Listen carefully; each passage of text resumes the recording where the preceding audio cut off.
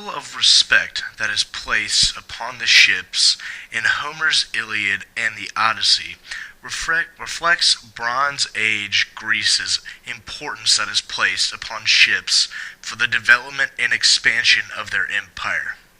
We see Achilles defending his ship from the oncoming Trojans, as well as Odysseus relying on his ship to take him home to Ithaca.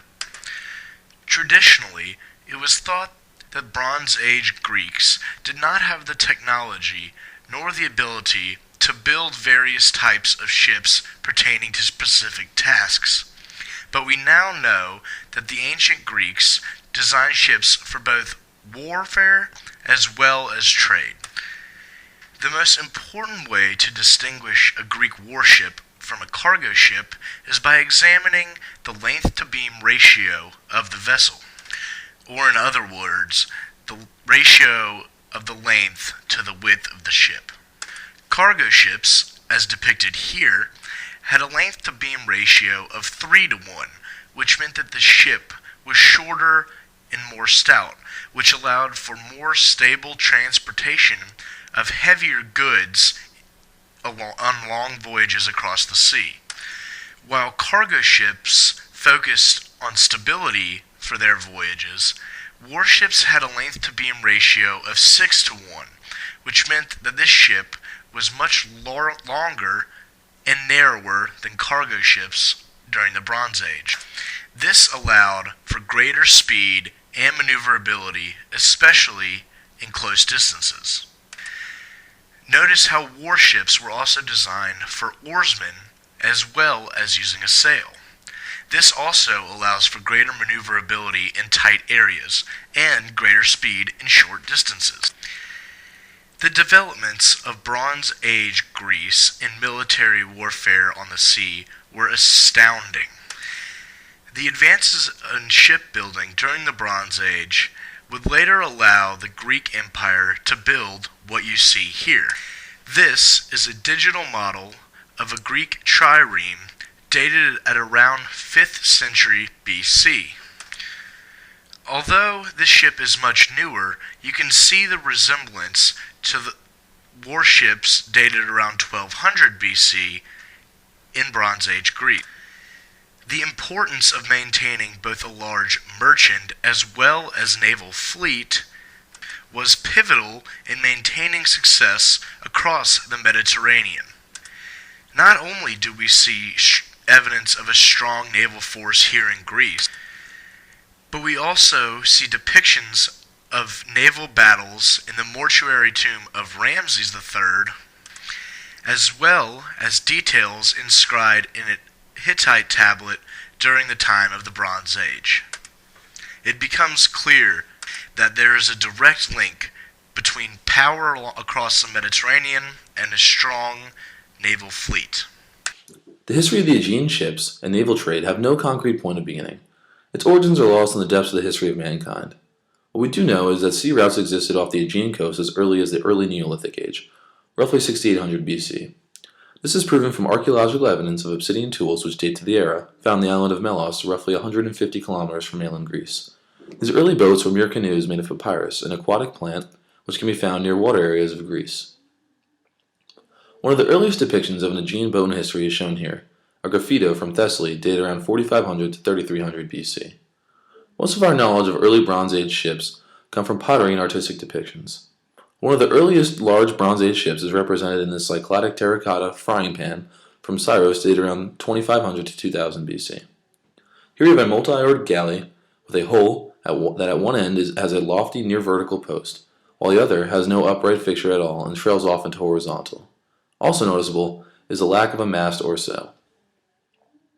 Beginning in the Middle Bronze Age, we begin to notice a change in design of these ships. Due to vast commercial trade between the Aegean population and the Near East kingdoms, many of the early Aegean ships show several similarities in general shape and design with Egyptian ships of the same period, as well attested in this Aegean vase dated around 1700 BC.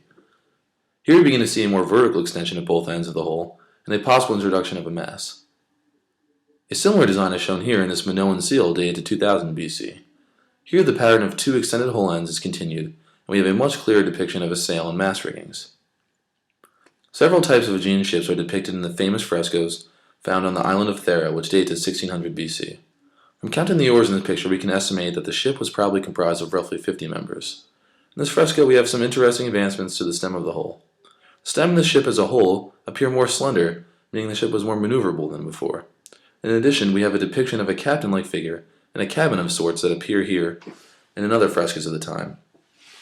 There is also a depiction of a flat projection extending outwards from the stern, which has been hypothesized by scholars to be a design feature meant to catch a side wind and point the stern into a wave to avoid taking a large waves on the side of the hull.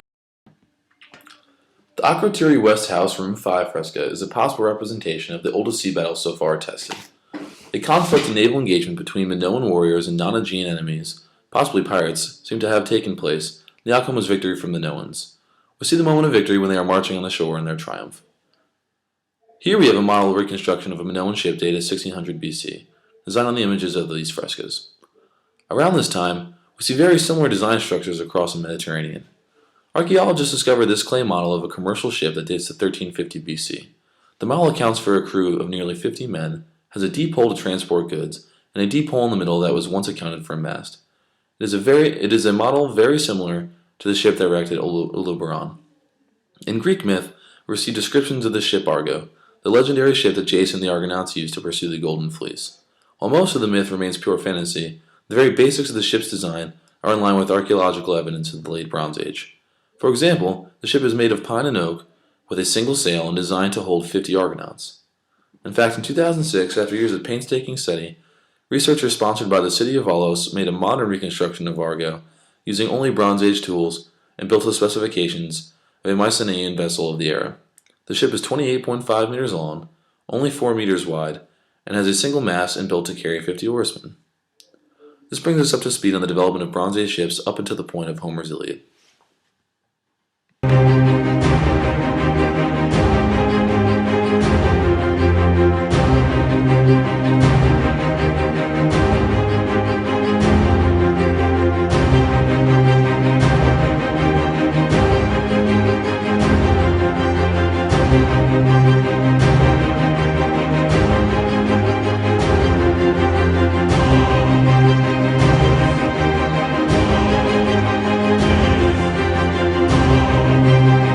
The Uluburun shipwreck was found less than a kilometer northeast of the tip of Turkey in 1982.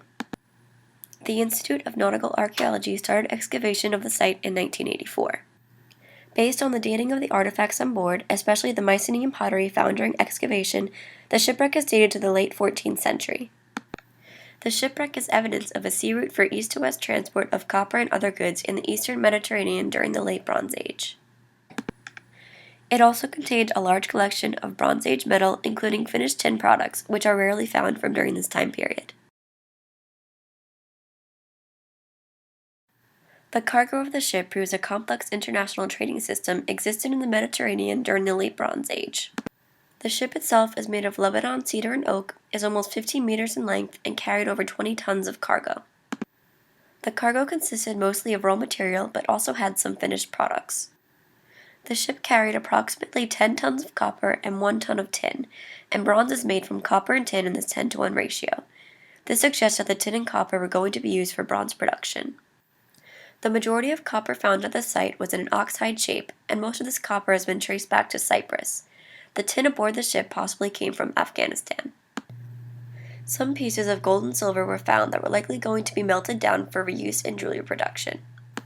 The style of the gold jewelry suggests it was from southern Levant, the region between Egypt and Anatolia, but the metal itself was likely mined in the eastern desert of Egypt.